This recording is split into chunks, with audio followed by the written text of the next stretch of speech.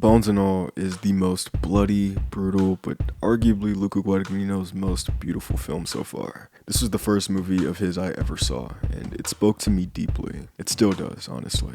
The story of two young people finding themselves through the connection they share together despite the trauma and detrimental tendencies they share, using the metaphor of cannibalism for the grotesque visual it provides, but also to create distance between themselves and the world they want to be a part of. In my second viewing, I wasn't sure what the film was trying to say through cannibalism until halfway through the film, and then Eureka. Part 1.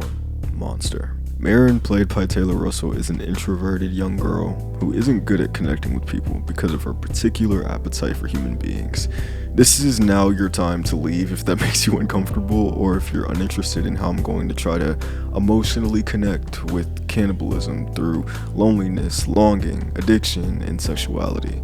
It's not going to be easy. When we first are introduced to Marin, we see her reaching out to an extended hand in school, trying her best to make friends, though there is a hesitancy about her, as if she doesn't deserve to be a normal teenager. Though from what we see of her reality, her circle may be extremely small, but she is loved and not invisible. And as the film goes on, and we understand more of her issues and the generational struggles passed down by her mother, as much as her isolation is shown as her father trying to protect himself, herself, and the people around them wherever they are in the moment. Part of my interpretation is that it's self-exile, and her journey throughout the film is recognizing she isn't the monster she thought she was. After Marin sneaks out to hang out with friends and then leaves the one girl who fucked with her with one less finger, she runs back home.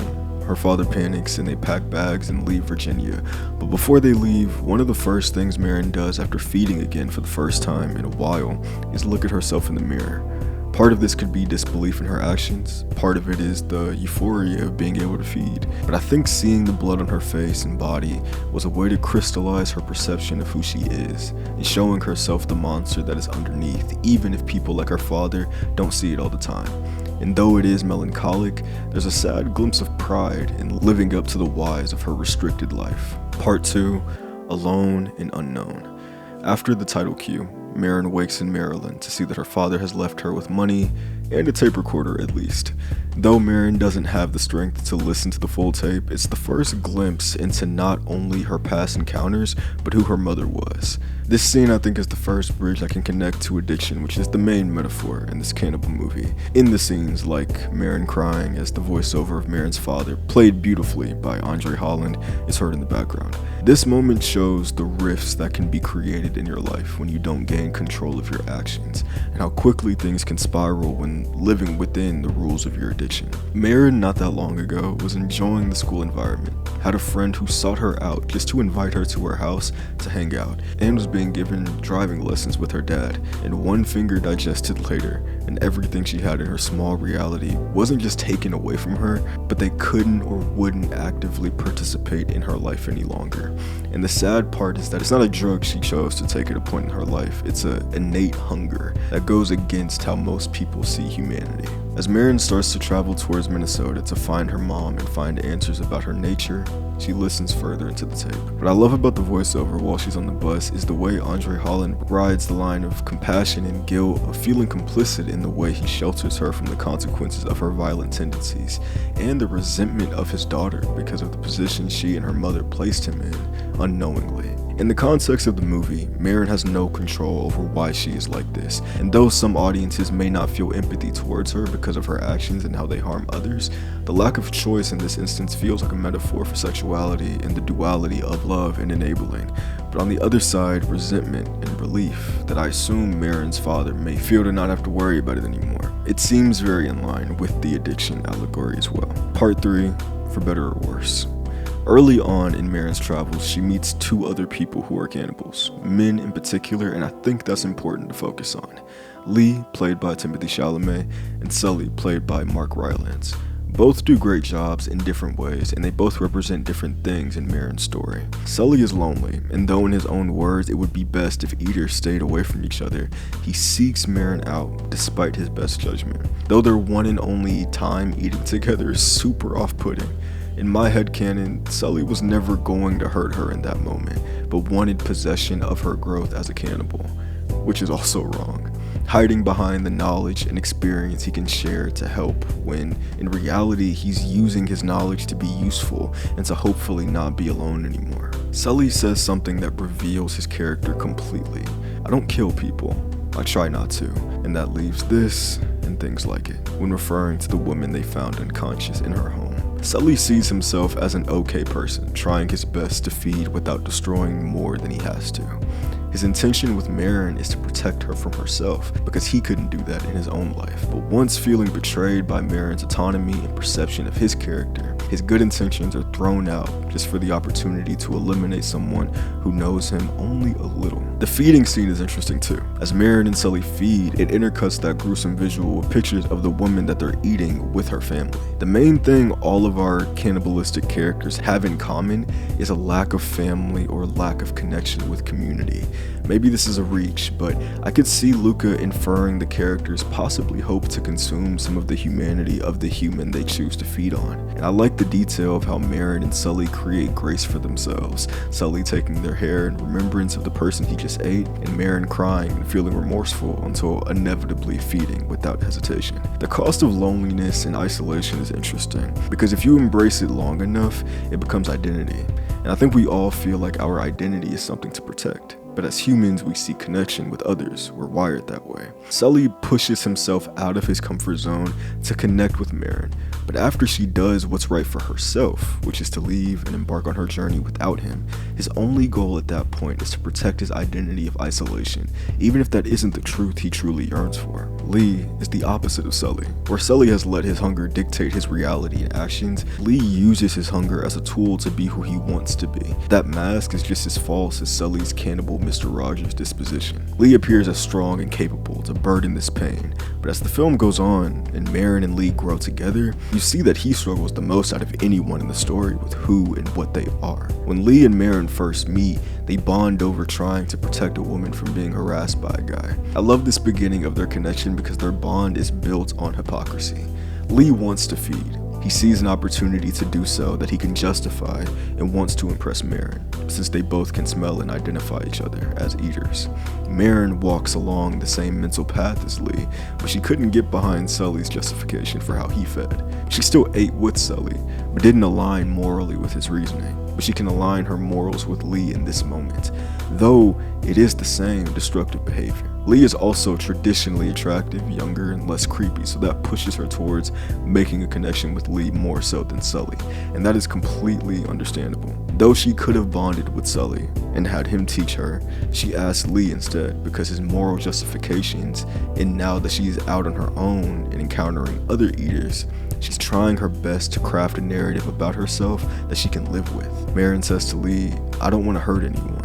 Lee says, famous last words. Great foreshadowing. Part 4, Judgment and Justification. Many people who don't identify as an addict but exhibit addiction tendencies tend to look at others who deal with the same thing with a comparative lens, feeling like, oh, I haven't crossed that line, or damn, I'm glad I'm not that person. What's interesting to me is the way Marin and Lee bond is by judging others, again, for valid reasons because of what eaters do inherently, but they both act as if they are above some of the other cannibals they've met, like Sully and the one eater and non-eater in the woods, and Marin's mother. The hypocritical part is that they are not only capable of the same things, but they do feed and have hurt people, but the judgment they throw onto others is because of the lack of remorse presented by people like Sully, though that example is up for interpretation. In all seriousness, I think Marin and Lee love how the other struggles more than they love the full person. Lee is inspired by Marin's choice to be as human as she can possibly be,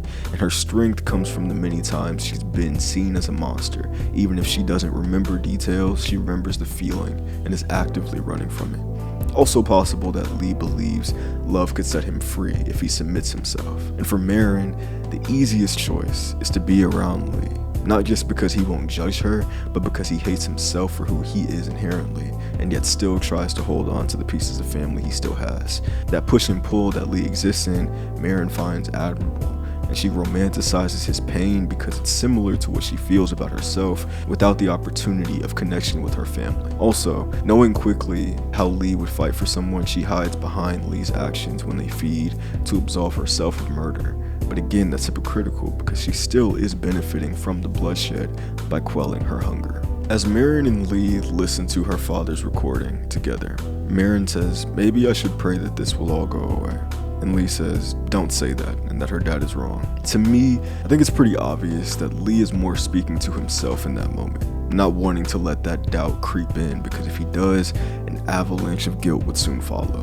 Before they eat the man Lee picks from the amusement park, the carny, Lee gives the man a hand job before slitting his throat.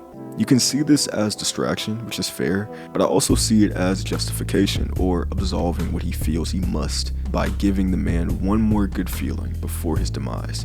But after they find out the man had a partner and child at home, they both begin to spiral in different ways. Marin lashes out with judgment of herself and Lee. Lee tries his best to protect himself with justifications that ultimately doesn't change the wrong they did. I haven't experienced a lot of conversations with addicts who openly admit their struggles, but this entire conflict feels like something I could have seen in Requiem for a Dream, with Jared Leto's character being justification and Jennifer Connelly's character being judgment. Part 5, Strength and Misfortune. Sadly, the part of the movie that is the most impactful for me is catapulted by the worst scene in the entire movie. That's when Marin meets her mom. Not only is the structure of the scene weird, having Marin read the letter while in front of her mom, but then when her mom tries to eat her, the music ramps up and it goes into the POV shots of both characters. I find it all mishandled from a direction standpoint and so much more empty than it should have been. But in the context of Marin's story, this is her breaking point, where she decides to make a choice instead of letting people decide who she is and what she deserves, and I love that. For most of the movie, Marin seems observant but detrimentally passive on an individual level. And you can argue narratively, but when she chooses to say fuck it, I choose myself, it makes her character feel so empowering for me, especially because of all the dark things that lead up to this moment. I can also see how her resolve after seeing her mom in a psych ward can be metaphorical to kids who are the addicts of parents pushing themselves to not end up being the example that their parents have set. And when using cannibalism metaphorically for sexuality and gender identity without firsthand experience, I can see someone struggling to come to terms with their own sexuality or identity because of how their parent, being gay, bi, or trans, could create a rift within their traditional home and the standards that were expected, and struggling to accept who they are because you don't want to be like them, or impact others negatively when there's nothing wrong with being or identifying with any of those labels. But lying about it in a committed relationship can destroy so much. As she screams, wishing that her mom could have been the fountain of answers she's wanted her whole life, Lee, the second man she's really trusted to not steer her wrong, is still justifying their actions as cannibals because he can't live with the pain without making sense of it. Marin says, "Why won't you let me have this?" when starting to build hatred for herself and the shared condition between her and Lee. Lee can't give her that, because if he does, then he has to see it within himself. That's why he says, "You're starting to see yourself for the first time." Journeying around the country, eating whoever you can justify killing, is Lee's life. But when he's with Marin, he sees who he can be by seeing how Marin tries desperately to hold on to the humanity that is still inside. Marin leaves to break her immersion of the fucked up relationship Lee and she have fallen into, not thinking that they are good for each other. Which leads to my favorite scene in the entire film, which is when Marin and Sully see each other again. It's revealed and predictable that he's been following her this whole time, but the young woman he met at first is not the one who stands before him now. You can see her fear go from discomfort to anger to resolve, and it's so powerful to me because it's not about fighting or screaming on her end. And sure, to me, there is hypocrisy in her actions, but that doesn't dictate her character or make her indebted to anyone, even if they're hurt by her choices, and her being a black woman only adds to the impact of the scene from the acting and writing. Sully, disappointed by their reunion being met without reciprocity, says, "You don't like me." Marin corrects him saying, "Nah, I don't trust you. It doesn't matter if I'm wrong or right about that. It matters how I feel." I assume many girls and women have experienced this sort of pressure, and her resolve in this moment to not feel fear in saying what she feels despite what she knows he's capable of, again, is incredibly admirable to me. As Marin sits in the diner after her encounter with Sully, she destroys the tape her father made for her, metaphorically destroying the narrative that has been placed upon her since the beginning. Not accepting her monstrous choices like Lee, and not accepting that she's broken like her father said in every way but those exact words. Choosing to create her own path, but knowing underneath the justification, Lee feels what she feels. Marin goes to find him before it's too late. Part 6, Lovely Bones. As we reach the conclusion of the film in my analysis, I want to talk about how this movie makes me feel. The movie is flawed. I can see someone saying it's boring or it lacks purpose. I think that's because it leans so heavily into cannibalism. That's where all the metaphors lie. Speaking honestly, the first time watching it, I enjoyed the film but didn't get it. But now older, a little wiser, and seeing it 3 times now. Because when I wrote the first part of this was a while ago, and it took me a minute to wrap my head around how I feel about this movie. I can connect many scenes in the film to addiction, identity, sexuality, loneliness, longing, and growth. But I still don't know what the metaphor is in the full bones concept. There are strays of thought I can grab at, but nothing concrete. Let me know if you have any thoughts about it in the comments, please. I would love to hear your thoughts. Even though I can't metaphor my head around it, I can still tell you what my feelings are about the ending. Sully is stabbed to death by Marin, but not before delivering a fatal blow to Lee, leaving him bleeding out. As he slowly is dying, he tells Marin he wants her to feed, bones and all. He wants her to love him and feed. They kiss, she feeds, one last shot of them together, and credits. Every time I watch this ending, I feel a lot. Some of it being Chalamet and Russell's performances and connecting to their characters. But it's this feeling of longing that I feel all the time that's touched from this scene. Lee in his last moments asks, "Am I bad?" It's a question I ask myself often, and finding out his sister was killed by another eater is just more reason to condemn himself and judge his decisions. And in this moment, Marin flips to justification, feeling like it's her fault Lee is dying, and just not wanting to accept a reality without him. My interpretation of why Lee wants Marin to eat him is because he doesn't want to be forgotten. And in Lee's mind, Marin is the only person that truly accepted his humanity and the monster within. I'm an addict. I've romanticized things that shouldn't be, and every relationship I've been in is toxic, and I'm the common denominator in that. I say all this to say, my traumas, my choices are what make me who I am today. And though I can't say I'm proud of who I see in the mirror, the darkness I carry with me is why I connect to this film. I felt like a monster, and I felt undeserving of love, and yet I've chased it my entire life, thinking it would free me from myself.